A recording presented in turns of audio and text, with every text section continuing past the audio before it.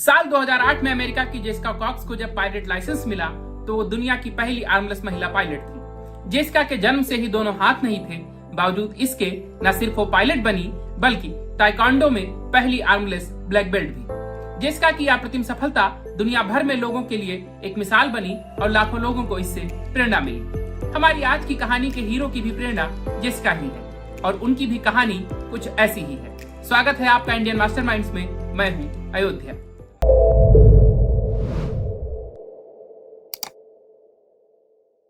देश की सबसे कठिन और प्रतिष्ठित परीक्षाओं में से एक यूपीएससी सीएसई 2023 का रिजल्ट आने के बाद से सफलता की कई संघर्षपूर्ण कहानियां हमारे सामने हैं। ऐसी ही एक कहानी है केरल की रहने वाली सारिका एके की।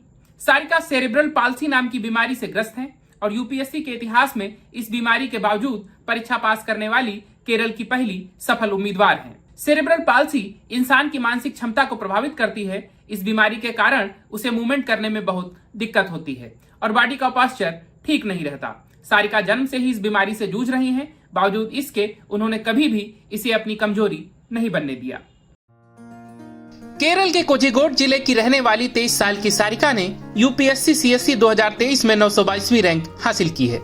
सुनने में ये रैंक भले ही कम लगे, लेकिन यूपीएससी जैसी कठिन और जबरदस्त प्रतिस्पर्धा वाली परीक्षा में वो भी इतनी अधिक चुनौतियों के साथ ये रैंक लाना किसी दुनिया जीतने के सपने से कम नहीं है। सारिका का दायां हाथ काम नहीं करता है, वहीं उनके बाएं हाथ की केवल 3 उंगलियां ही काम करती हैं। बाकी 2 उंगलियों से ही वो मोटर चालित व्हीलचेयर का उपयोग करती हैं। सारिका ने इंग्लिश लिटरेचर में ग्रेजुएशन किया है और ग्रेजुएशन के बाद ही उन्होंने सिविल सेवा में जाने का मन बनाया, क्योंकि वो कुछ बड़ा और बेहतर करने के साथ साथ अपने पेरेंट्स के लिए भी कुछ करना चाहती थी।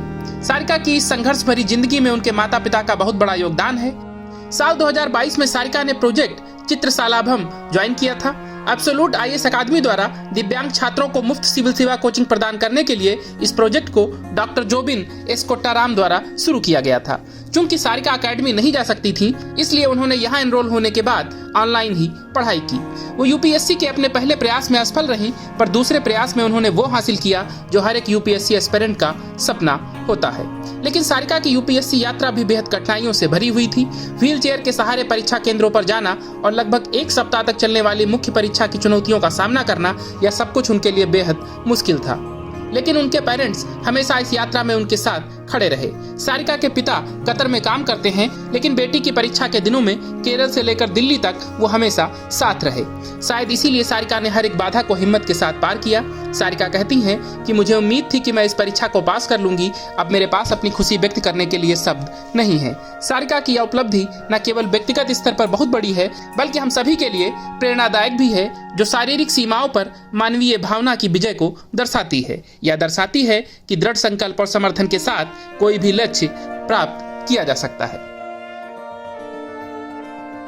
सारिका से जब यूपीएससी एस्पिरेंट्स के लिए सजेशंस पूछे गए तो उन्होंने मशहूर ब्राजीली लेखक पाउलो कोएल्हो की फेमस लाइंस दोहरा दी कि अगर किसी चीज को शिद्दत से चाहो तो पूरी कायनात तुम्हें उससे मिलाने में लग जाती है।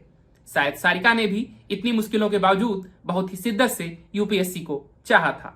हमें उम्मीद है कि आपको ये वीडियो पसंद आया होगा। ऐसे और वीडियोस देखने के लिए इस वीडियो को लाइक करें और चैनल को सब्सक्राइब। शुक्रिया।